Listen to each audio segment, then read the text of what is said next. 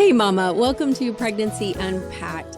I'm Trish, a labor nurse of 16 years, mom of 7, and your birth bestie. And I'm going to be walking you through not just baby bumps and fruit sizes, but the entire identity shift that pregnancy will be for you. Each episode drops every Wednesday, and we're going to unpack what's happening in your body, what to expect, what to do, what's normal, even when it feels extremely weird, and how to actually feel supported emotionally and physically. You're going to hear from me where I'm not going to sugarcoat it, but I'm going to be cheering you on along the way.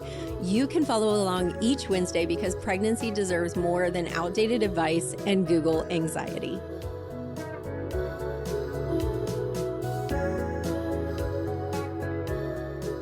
Okay, mama, deep breath.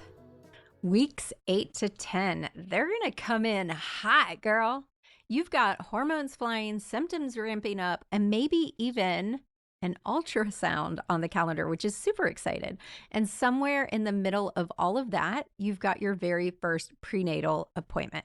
So today, I'm going to walk you through exactly what to expect at that appointment, what to ask, what's normal to feel right now, and how to shift from I hope they tell me everything I need to do to I'm the one steering this ship. I want to start that. I want to get that implanted in you right now. This is something we work on with our mamas inside the courses and also inside the membership because you are the one steering this ship. This is your body and this is your baby.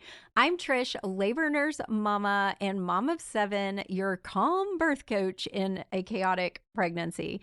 And you're listening to Pregnancy Unpacked, the week-by-week guide I wish I had had and I wish every mom can have. Let's unpack weeks 8 to 10.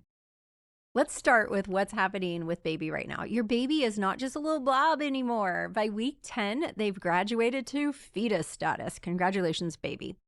Here's what's going on developmentally. Their heart is fully formed and beating at 160 to 180 beats per minute. Their facial features are forming tiny little eyes and nose and mouth, and that's my baby voice. Fingers and toes are separating. They're not like little webs anymore. And the organs like the liver, the kidney, and the intestines are taking shape.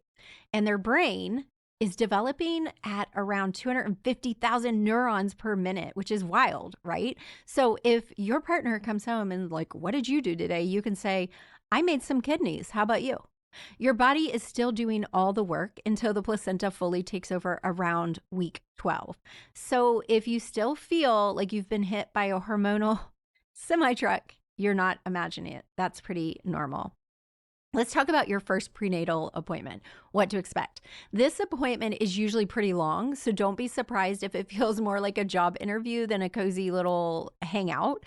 Here's what most providers will do.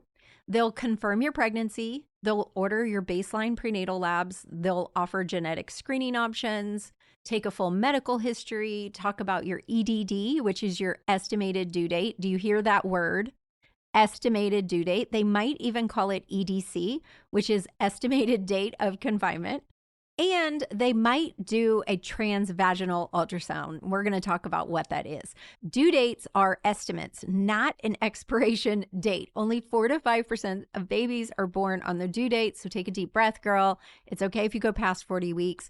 In fact, most first-time moms go to 40 weeks and 5 days. So let's talk more about the first ultrasound, because if you're imagining a cute jelly on the belly little moment like in the movies or TV shows, it's not that one, not yet. At this early stage, around 8 to 10 weeks, your uterus is still hiding down deep, low in your pelvis. So to get a clear look at the baby, they're most likely going to do a transvaginal ultrasound, which means it is internal. It's a slender wand and it goes up the vagina so they can get close to the uterus and see what's going on. So let me tell you, the very first time I had one of these in my pregnancies, because I didn't have it with my older boys, when I went in for that first ultrasound, I was so excited, and the tech pulls the wand out, then puts a condom on it. And I was like, you're putting that where? We haven't even had a first date. Excuse me. I mean, no one warned me. And I thought that I would do a normal ultrasound. So if this is your first time, just know it's totally normal to feel caught off guard. And it's not painful. It's a little weird and uncomfortable and awkward, but it's over pretty fast. And what they're checking during the scan is the pregnancy inside of the uterus? They want to make sure it's not ectopic. Can we see a heartbeat? How many babies are in there? Plot twist. How big is baby? So they'll do a measurement from crown to rump to see, and that will help them come up with your estimated due date based on measurements. They're also going to check for what's called the yolk sac. Is it visible and is it supporting the baby? Remember, if your dates are off or they don't see everything they expected, it might just mean you ovulated or implanted later than you thought. And that happens all the time. So do not freak out. Don't panic. Ask all the questions. And if needed, you may come back in a week or two for a follow-up scan. One thing that I am so obsessed with is mindset. So we're going to talk about mindset because here's what happens to a lot of women during this stage.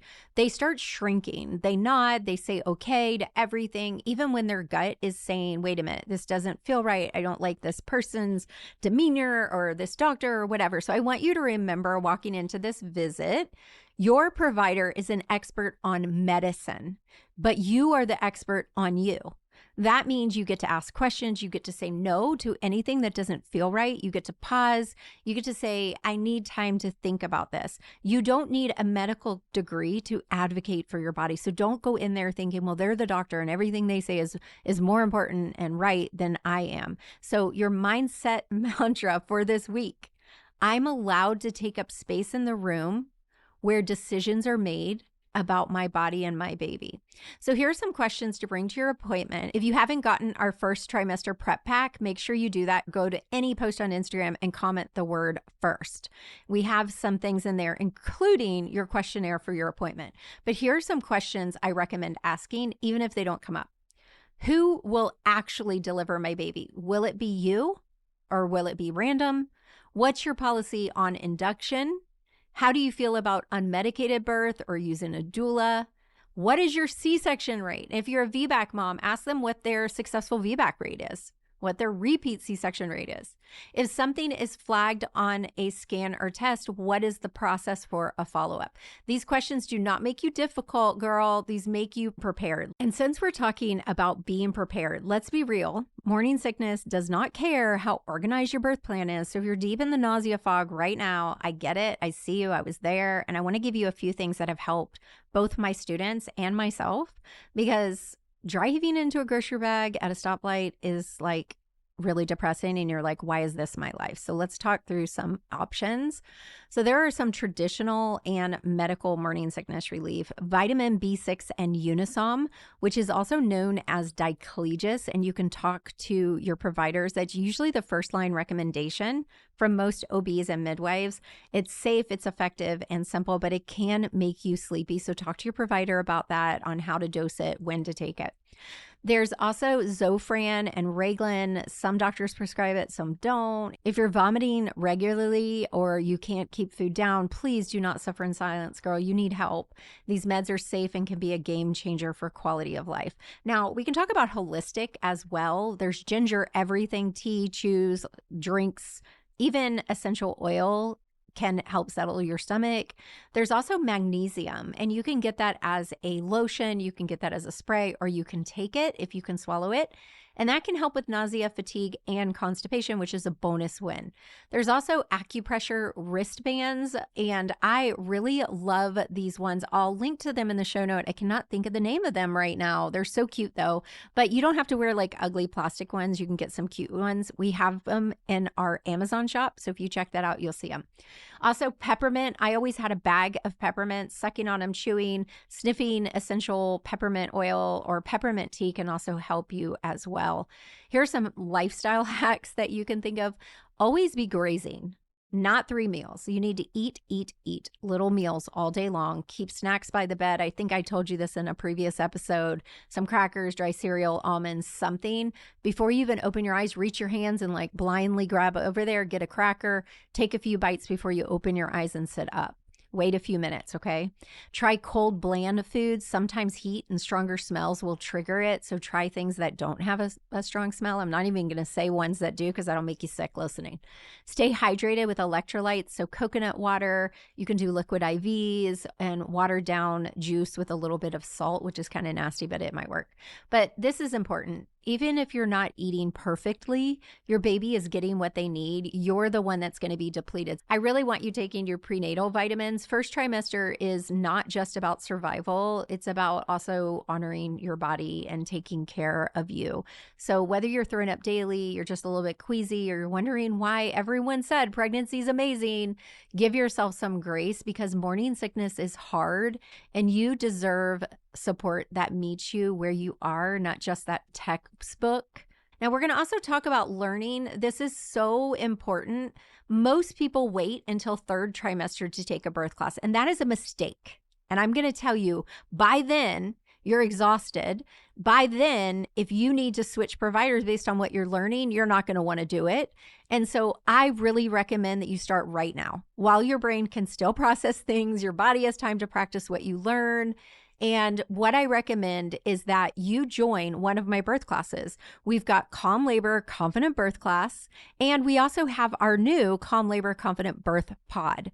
Think of it like a podcast style birth class. You can binge on a walk, in the car, in your bath, and it's a perfect fit for you if you want to feel calm and prepared, but you're short on time or you're overwhelmed by all the info. You don't want to watch all the videos. You just need the basics taught by a nurse. The full birth class, and if y'all can hear my little Tula, she's growling, but she's sick and she's on my lap, so I'm sorry. The full birth class is a deep dive program that takes you from confused and scared to confident AF, and y'all know I mean as fudge. Is packed with everything. I've taught thousands of moms. It's got all the things with video, and it's a full comprehensive program. The only difference between the Calm Labor Confident Birth Pod and the full birth class is that the full birth class comes with community and support and all the videos and all the things. It takes about 6 hours. The Confident Birth Pod is all of the audio, but none of the video and none of the support. So it's totally up to you. If you really want to understand your birth, both of my classes start from the beginning of pregnancy and go all the way through postpartum. You can make empowered choices when you have the knowledge, and you can walk into each of those appointments feeling unshakable. So choose whichever fits your vibe. I don't care. I just want you as prepared as possible. I don't want you to line up and go to the OR because you didn't know what was happening.